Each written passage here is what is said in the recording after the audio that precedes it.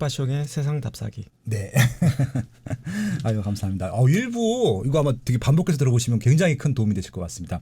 주식 투자뿐만이 아니라 거의 모든 투자 분야에 적용되는 그 기본적이고 정말 핵심적인 사항들을 말씀해 주신 것 같고요. 최근에 투자 포인트들 트렌드들까지 다 설명해 주셔갖고 굉장히 큰 울림이 아마 될 것 같습니다. 자주 모셔갖고 좀 저희가 배워야 될 것 같아요. 일단 개별 종목 여쭤본다고 말씀드렸는데 최근에 조금 이제 좀 안 좋은 일이 좀 있었잖아요. 네. 좀 상반기 때는 뭐 라임이라는 데가 있었고 얼마 전에는 또 옵티머스. 네. 예. 근데 그런 것들 보면 갑자기 예전에는 이제 자기가 주식 투자를 잘 못하다 보니까 뭐 펀드를 맡기고 뭐 그런 것들 그냥 집단적으로 맡겨서 그냥 수동적으로 이제 수익을 얻는 분들이 많았었는데 최근에 또 그런 사태들이 있다 보니까 그냥 개별 투자를 많이 하시는 분이 많이 생긴 것 같아요. 네. 근데 또 공부할 거리도 말고 보는 무료 정보들이 많다 보니까 그러니까 좀 제가 걱정되는 게 그래도 아직까지도 조금 이렇게 뭐 투자 운용회사라든지 뭐 이렇게 펀드 같은 것들을 해보고 싶으신 분들이 있을 텐데 네. 좀 어떻게 해야 되나요, 저희가 진짜? 근데 이제 최근에 이제 주요 사고들을 보면은 저는 이제 뭐 한 가지 요소가 제일 컸다. 뭐냐면은 잘 모르는 것에 투자했다. 그리고 그것도, 거기에 대해서 너무 관대했다라고 말씀드릴 수가 있겠는데요. 네네.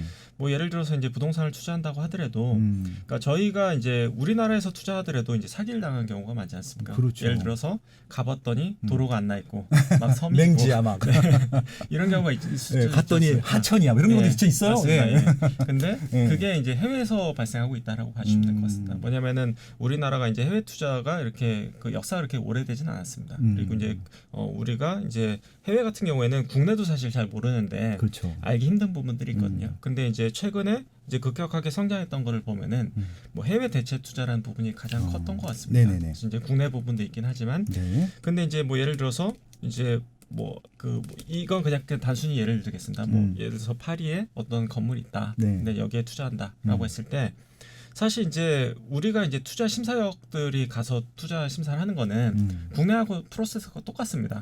일단 이렇게 뭐 데려가서 여기가 이제 그 입지고 앞으로 어떻게 될 것 같습니다라고 얘기하는데 심지어는 국내에서도 이제 사기를 당하기 쉬운데 예를 들어서 파리에 가서 여기 입지가 이렇고 이 건물이고 앞으로 어떻게 개발이 될 거고라고 설명을 들으면은 네.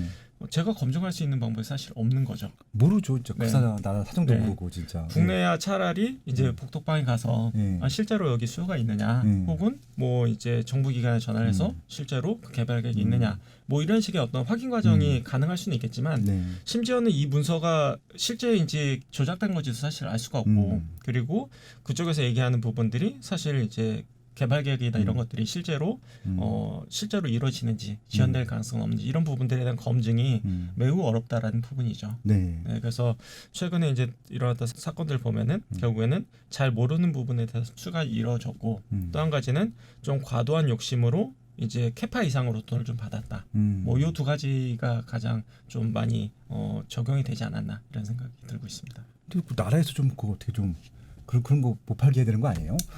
근데 이제 그 사모펀드라는 부분이 조금 많이 그 제한이 많이, 그러니까 투자에 대한 제한이 많이 없다 보니까, 그쵸. 그러니까 양면성이 있습니다. 한 가지 부분은 제한이 없다 보니까, 그러니까 높은 수익을 추구하거나 다양한 전략을 펼 수 있다라는 장점이 있고요. 반면에 이거를 제어하거나 이제 속속들이 알기가 굉장히 어려운 부분들이 좀 있다 이렇게 말씀드릴 수가 있습니다. 그래서 양면이 다 존재한다. 그래서 아무튼 그 사모펀드든 뭐 공모펀드든 아무튼 이게 어떤 거 투자하는지 모르는 펀드는 하면 안 되겠네요. 네. 그래서 이제 그 투자 계획을 잘 살펴보시고 투자 계획. 그리고 그게 합리적이거나 내가 이해가 가능한지 부분을 좀 체크를 해봐야 되지 않을까 싶고요. 네. 실제로 이제 최근에 많이 팔렸던 상품들이 이제 그 약간 고정금리형, 뭐 채권형 상품, 뭐 이런 부분도 사실 많이 팔렸었는데 저희한테도 이제 사모사채에 대한 어떤 투자에 대한 제한 뭐 이런 것들이 들어오곤 있거든요. 네. 근데 이제 제가 거기에 투자하지 않거나 상품을 만들지 않은 이유는 딱 하나였어요. 뭐냐면은 그러니까 예측이 안 되더라고요. 뭐 예를 들어서 중소기업에 대한 매출 채권을 유동화해서 그쵸. 이거를 이제 채권화를 했는데 그 50개라는 기업에 제가 기업 리스트를 보니까 아는 회사가 하나도 없어요. 그러면은 이거를 재무제표가 있는 것도 아니고 제가 그 회사의 채권들이 얼마나 회수될지에 대해서는 그냥 깜깜이에요. 사실 국내 기업인데? 예. 야, 그래서 이제 상장이 안 돼 있는 기업들인가요? 예, 상장도 전혀 안 돼 있고요. 그럼 진짜 알 방법이 없네. 그래서 진짜. 예. 제가 이 채권을 보면서 느낀 거는 사무사채를 보면서 느낀 거는 이걸 보고 어떻게 투자할 수가 있지? 진짜 약간, 그러네요. 예, 이런 생각이 좀 들었거든요. 근데 운영자 자체도 알 수가 없는데 그거를 이제 판매하는 사람 그리고 이제 가입하시는 분들 이 뒤로 넘어갈수록 사실은 여기에 대한 이해도가 떨어질 수밖에 없다는 거죠. 아 진짜 묻지마 투자가 될 수밖에 없겠네요. 진짜 그러네요. 그렇죠. 그러니까 검증하기가 매우 어려워지는 거죠. 그리고 이게 대체 투자일수록 해외 투자일수록 점점 더 검증하기가 매우 까다롭다 이렇게 말씀드릴 수가 있겠습니다. 아무튼 뭐 사모펀드든 뭐든 알고 있는 기업들이 있는 거 위주로 좀 개별 투자도 마찬가지겠지만 당연히 되게 좀 핵심. 갑자기 그것도 되게 좀 몰랐어요. 그런 것들. 대표님이 모를 정도면 진짜 아무도 모르지 그거 어떻게 알아요, 진짜. 이거는 정말 아무도 모르고 있습니다. 그런 것들이 상품 내에서 지금도 판매가 되고 있다는 얘기잖아요, 그러면. 그렇죠. 예. 일반 대형 증권사에서도. 근데 이제 최근에는 이제 많이 감독 기능이 이제 강화가 돼가지고요. 근데 이제 예전만큼의 어떤 그런 뭐 감독 기능이 좀 안 되고 있다라든지 이런 부분들은 그 감독하시는 분들도 모르면 모르는 거 아니에요? 네.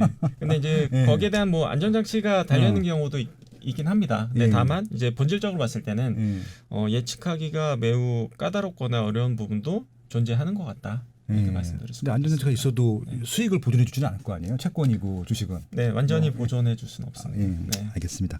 모르는 건 안 하는 걸로 합시다, 그냥. 알겠습니다.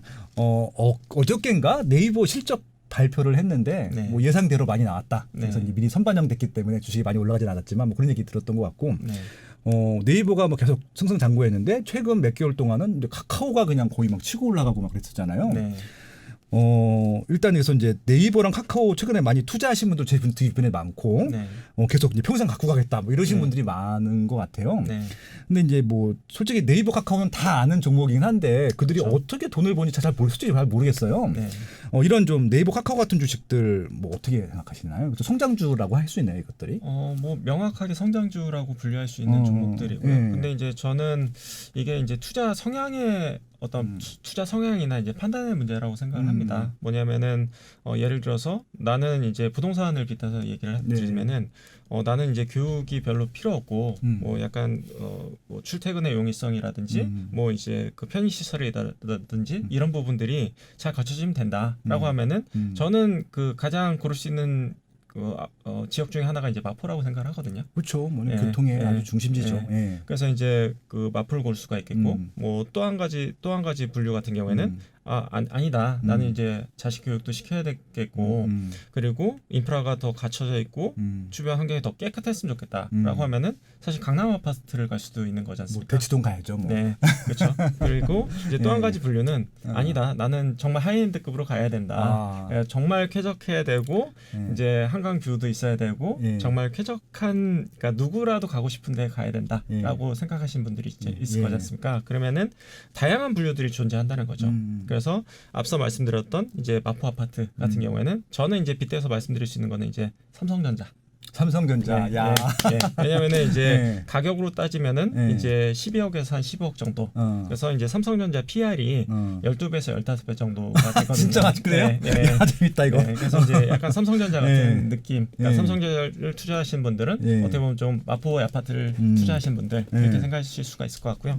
그리고 이제 강남의 아파트가 보통 한 25억 정도 한다고 봤을 때는 PR 25배 정도 되는 게 이제 뭐 NC소프트라든지 뭐 YG 엔터테인먼트라든지 뭐 약간 엔터테인먼트 기업들. 그래서 현재 굉장히 좀 사업 구조가 가볍고 앞으로 이제 신규 사업이나 뭐 신규 이제 그 아티스트들의 어떤 기대감이 있는 경우에는 뭐 PR 한 25배 정도 뭐 이렇게 된다고 보시면 될 것 같고요.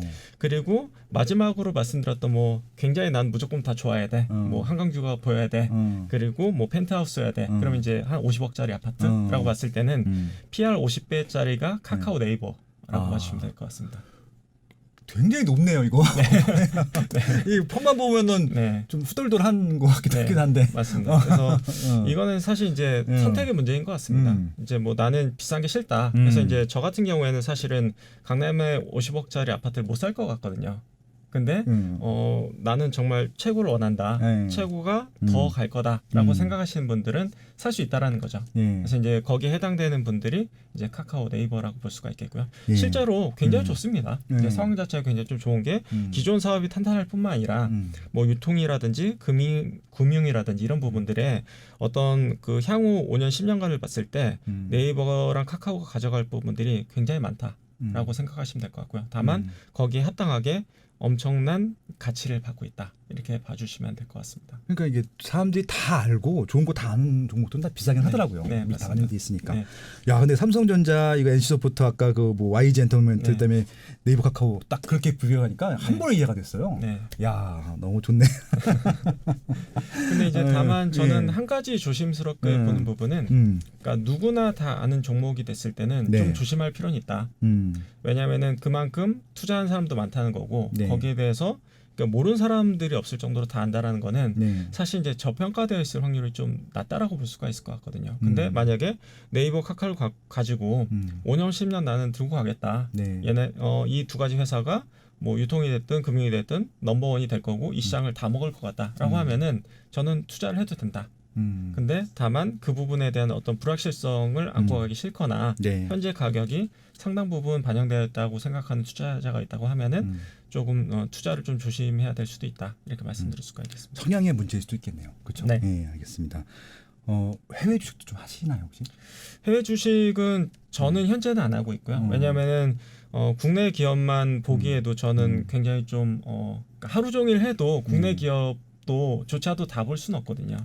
그러다 보니까 이제 내가 이제 잘 모르는 영역까지 갈 필요는 없다 이렇게 생각을 하고 있고요. 다만 해외 쪽은 결국에는 필요하다고 생각은 합니다. 그래서 만약에 저희 회사에서 뭐 해외 주식을 볼 수 있는 분이 생긴다. 그리고 거기에 전문가가 있다. 적합한 사람이 있다라고 하면은 해외 주식을 볼 수도 있겠죠. 최근에 워낙 커졌잖아요 시장이. 지금 국내 주식에 거의 뭐 10분의 1 이상 넘어갔다고 들었는데 특히 테슬라 이런 거 있잖아요. 주변에 나 뭐 한 주씩 갖고 있다고 자랑한 사람이 생기기 시작해가지고 주변에 또 야, 그러니까 테슬라라는 종목도 한국 사람들도 대부분 갖고 있구나 그런 생각이 드니까 재밌기도 하고 신기하기도 하고 근데 잘 아까 말씀하신 모르는 분야잖아요. 근데 뭐 테슬라 매출이 현대자동차보다 적대매요. 네, 맞습니다. 근데 주가는 지금 뭐 몇 배가 된다 해서 그런 것들도 어떻게 봐야 될지 궁금하고 그래서 재밌는 부분이 테슬라가 이제 글로벌하게 자동차 회사들의 시가총액을 봤을 때 거의 절반 정도를 테슬라가 차지하고 있는데, 그렇죠. 전 세계 판매량의 점유율을 보면은 1% 정도밖에 안 돼요. 그러니까요. 지금 월등히 좀 하위권인데. 근데 이제 다만 저는 이제 그 테슬라를 보는 입장은 저는 제2의 그 휴대폰으로 따지면 애플에 해당이 된다.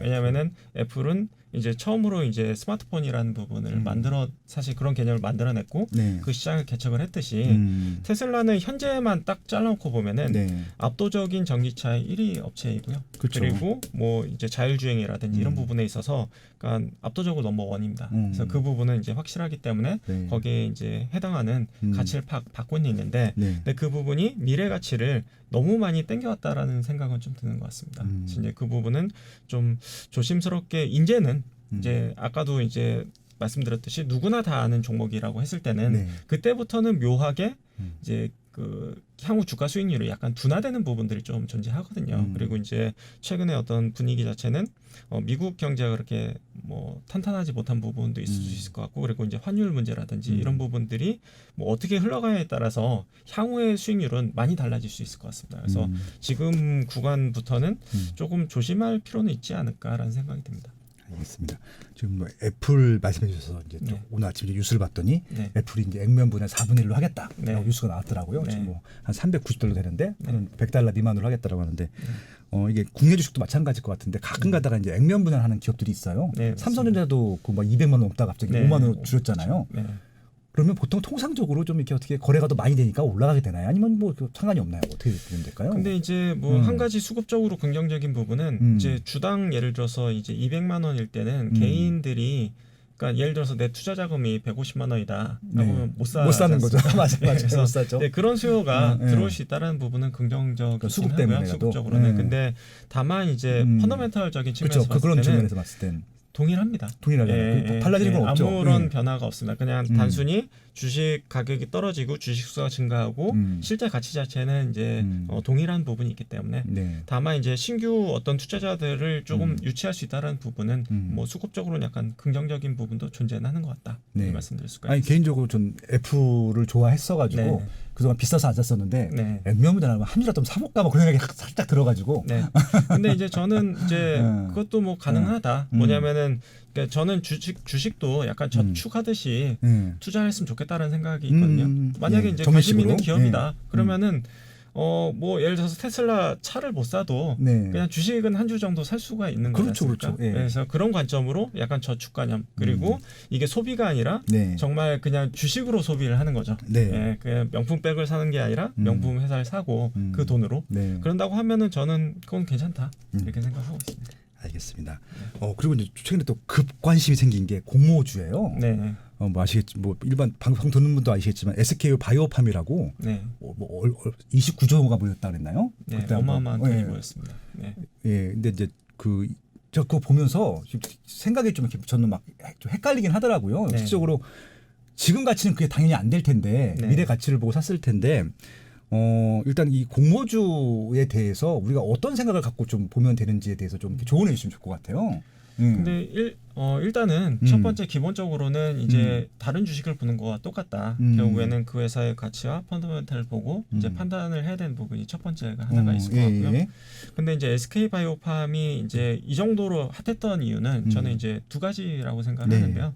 첫 번째는 이제 바이오에 대한 최근에 이제 투자 심리가 굉장히 좀 급격하게 바이오, 올라왔던 예. 부분들이 좀 있다. 예. 그게 이제 SK 바이오팜이란 이제 새로운 어떤 뭐 새로운 스타가 떠오른 거죠. 왜냐하면 이제 SK 바이오팜 같은 경우에는 다른 바이오 회사들 같은 경우에 사실 이제 미국에서 임상 1상 이상 중이거나 사실 이제 3상에 통과한 케이스가 거의 없다라고 봐주시면 될 것 같습니다. 거의 유일한 국내 기업이 미국에서 이제 의미 있게 3상을 통과해서 의미 있는 신약이 처음으로 나왔다. 네. 거기에 해당되는 회사다. 네. 이렇게 봐주시면 될 것 같아서 이제 거기에 대한 상징성이 워낙 좀 컸다. 바이오 심리도 좋았고 상징성도 워낙 컸다. 거기에 플러스 알파 되는 부분이 그 유동성이라는 부분입니다. 유동성. 그래서 이제 유동성이라는 부분이 뭐냐면은 특히나 이제 공모주 같은 경우에는 펀더멘탈뿐만 아니라 이제 유동성도 같이 봐야 되는 부분이 있거든요. 근데 SK 바이오팜의 유통 가능 주식수라는 부분이 전체 발행 주식수의 한 13% 정도밖에 안 됩니다. 누가 다 갖고 있어요 지금? 그게 이제 네. 주 SK가 한 75% 갖고 있고요. 뭐 5% 정도는 이제 우리사주가 갖고 있고 그리고 이제 한 7, 8% 정도 되는 부분은 이제 공모주 청약하신 분들하고 이제 기관 투자자들이 갖고 있다 이렇게 봐주시면 될 것 그럼 같아요. 지금 유통되는 게 7, 8%예요? 아니 13% 정도. 13%. 예. 그러다 보니까 예를 들어서 시가총액이 이제 10조인 회사가 있는데 거기에 유통 가능 주식 수가 이제 10%다라고 하면 1조 정도 되지 않습니까? 그렇죠, 근데 그렇죠. 시가총액이 10조지만 사실 시가총액 1조 원짜리처럼 주가가 움직일 수 있다는 부분이죠. 왜냐면은 예. 나머지는 다 잠겨 있고 유통 가능한 부분이 이제 10% 남짓이라는 부분이 되기 때문에 네. 그래서 조금 더 이제 수급이 쏠리면서 굉장히 좀 주가가 좀 강하게 올랐다라고 봐주시면 될 것 같고요.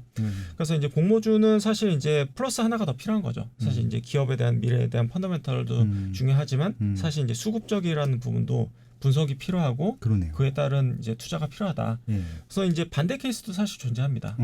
원래 이제 기업 자체는 굉장히 좀 매력적인데 네. 근데 이제 유통 가능 주식 수가 예를 들어서 7, 80% 정도 된다. 그러니까 잠겨 있는 물량이 2, 30% 정도밖에 안 된다라고 하면은 펀더멘털이 좋음에도 불구하고 주가가 떨어지는 경우가 있습니다.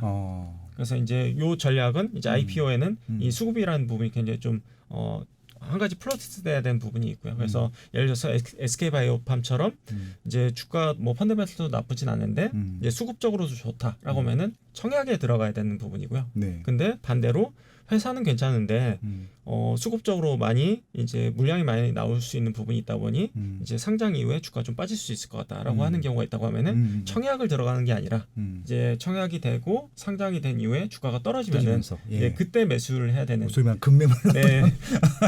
근데 이제 금매물이 쉽게 나오는 이유는 뭐냐면요. 네. 예를 들어서 뭐 2만 원에 상장이 됐는데 그 초기에 투자했던 투자자들은 뭐 2천 원에 투자한 투자자도 있고 뭐 5천 원, 만 원, 뭐 이렇게 다양하게 존재를 하거든요. 네. 근데 그 투자자들 같은 경우에는 투자 회수를 해야 되는 부분들도 존재하고요. 그리고 사실 이제 내가 2천 원에 투자했는데 2만 원에 파나 사실 19,000원에 파나 이게 사실은 이게 큰 차이가 아닐 수도 있습니다. 그렇기 때문에 사실 이제 상장 초기에는 그런 수급적인 부분들이 좀 많이 작용한 경우가 있다. 그래서 그런 부분들도 좀 유념해서 투자할 필요가 있다. 이렇게 말씀드릴 수가 있겠습니다. 근데 이제 이게 결국은 이제 이게 투자자들이 많게 되면 n분의 1이 적어지잖아요. 네. 그러니까 이게 한 뭐 10주 받으려면 얼마 넣었어야 되는 거였었어요? 근데 이제 뭐 보통은 뭐 200대 1, 뭐 인기가 있는 것들은 뭐 200대 1, 300대 1, 뭐 심지어는 뭐 1000대 1 뭐 이렇게 된 경우도 있거든요. 네네. 그래서 이제 그 경쟁률 분의 1만큼 받는다라고 봐주시면 될 것 같습니다. 그러니까 이게 거의 뭐 수억 넣어도 몇 개 못 받고 그런 케이스였던 뭐 거죠? 수억 예. 정도 넣으면은 뭐 몇 천만 원 정도 받는 뭐 그 정도 수준이었다고 봐주시면.